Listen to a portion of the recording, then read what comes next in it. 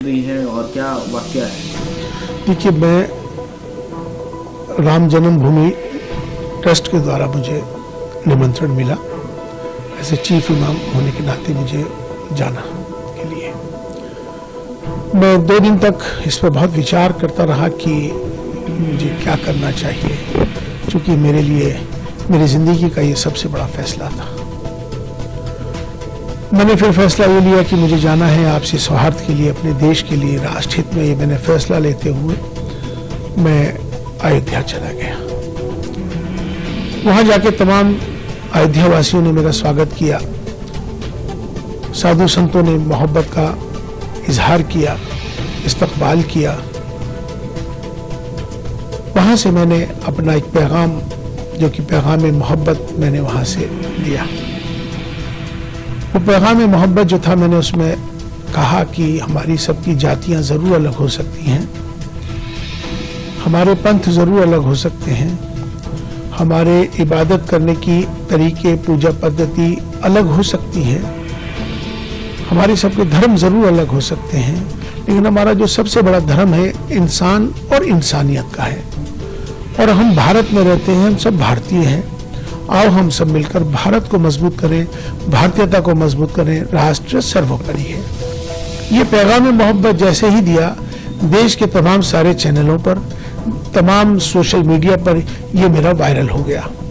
Viral होने के बाद उनको सबको मालूम हो गया कि इमाम साहब, चीफ इमाम साहब वहां पहुंच गए और उन्होंने ये फतवा जारी कल किया है। वैसे तो मुझे 22 जनवरी की शाम से ही तमाम मेरे नंबर्स पर अलग अलग जगहों से मुझे धमकियां आने लगी, मेरे खिलाफ नफरत अंगेज माहौल बनाने लगे, मेरे खिलाफ उन्होंने जो अब शब्द जो कहने के होते हैं वो कहे, तमाम मुझे अलग अलग जगहों को, मुझे, मेरे परिवार को तमाम बहुत सारा बुरा भला कहा जाने लगा। इसी बीच में कुछ फोन्स कॉल आए जिनको मैंने रिकॉर्ड कर लिया है, उनके नंबर्स, जिन्होंने मुझे जान से मारने के लिए, मुझे बहुत ज़्यादा तकलीफ देने के लिए जो इस तरह के फ़ोन आए, वो भी फ़ोन आए, माफ़ी के भी फ़ोन आए। तो लास्ट में कल रात को ही एक फतवा जारी हुआ है, जिनका नाम है मुफ्ती साबिर हुसैनी कासमी, जो शख्स एक इंस्टीट्यूट चलाते हैं मुफ्तियों का, जिनका मुफ्ती क्लासेस के नाम से उनका चलता है। मैं उनको जानता नहीं हूँ, मेरी उनसे कोई जानकारी नहीं है, लेकिन ये सोशल मीडिया के माध्यम से, वो तमाम देश भर के इमामों के माध्यम से मेरे पास अलग अलग जगहों से फतवा आना शुरू हो गया था। क्योंकि उन्होंने ये, इसमें मेरा एक नंबर है, मेरा मोबाइल का नंबर उन्होंने इसमें ये मेंशन कर दिया है अपने फतवे के अंदर, जिसमें उन्होंने साफ तौर पे मेरा नंबर जाहिर करके तमाम पूरे देश के लोगों को मेरा नंबर दे दिया, इमामों को दे दिया, ये फतवा जारी कर दिया। उनसे इन्होंने कहा है कि ये माफ़ी मांग लें, मेरा बायकाट कर रहे हैं, और मुझसे उन्होंने कहा है कि आप जो है इस्तीफा दें, वरना आप अपना अंजाम सोच लें। इसमें उन्होंने 4 बिंदु इसमें बुनियादी हैं, 4 बिंदु इसमें बुनियादी हैं।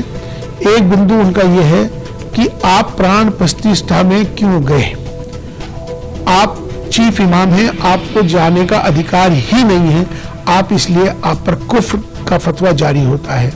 दूसरा बिंदु उन्होंने ये दिया है कि आपने इंसानियत को धर्म से ऊपर कर दिया है, ये आपका गुनाह है, इसलिए आप पर फतवा जारी होता है।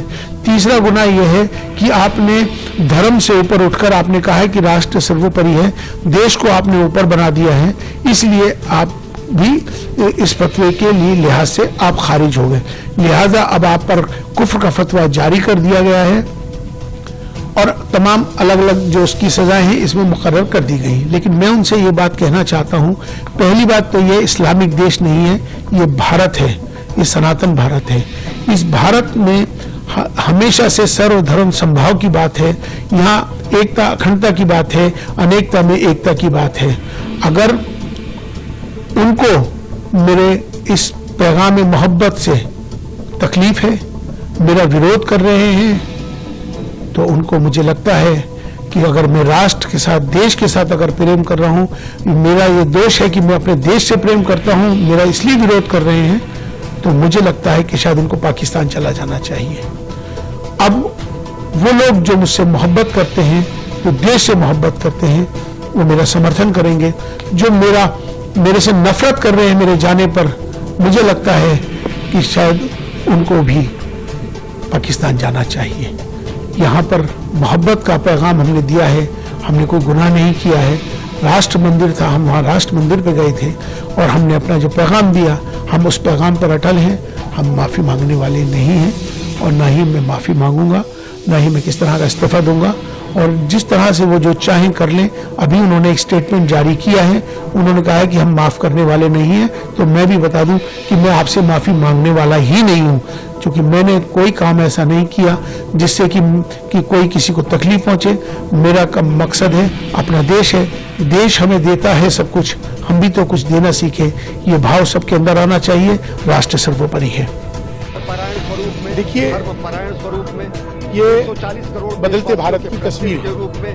आज का भारत नवीन भारत, आज का भारत उत्तम भारत। मैं यहाँ पैगाम में मोहब्बत लेके आया हूँ। जहाँ तक पहुँचे, मेरे साथ ही आप स्वामी जी साथ में खड़े देख रहे हैं, इसी का नाम भारत है। हमारी इबादत करने के तरीके अलग जरूर हो सकते हैं, पूजा पद्धति जरूर अलग हो सकती है, हमारी आस्थाएं जरूर अलग हो सकती हैं, लेकिन हमारा जो सबसे बड़ा धर्म है वो इंसान और इंसानियत का है।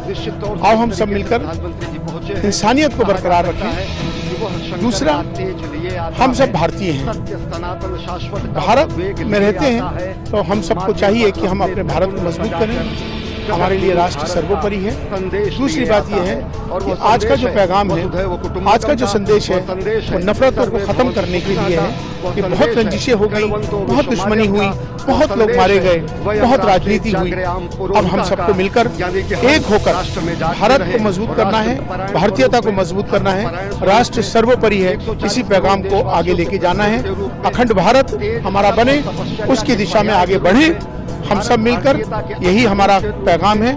जिस तरह से मोदी जी आज पूरी दुनिया के अंदर आज भारत को का नेतृत्व कर रहे हैं, तो हम भी सब मिलकर एक साथ होकर अपने राष्ट्र को मजबूत करें। यही हमारा पैगाम है। मैं डॉक्टर इमाम उमेर अहमद इलियासी, चीफ इमाम ऑल इंडिया इमाम ऑर्गेनाइजेशन न्यू दिल्ली।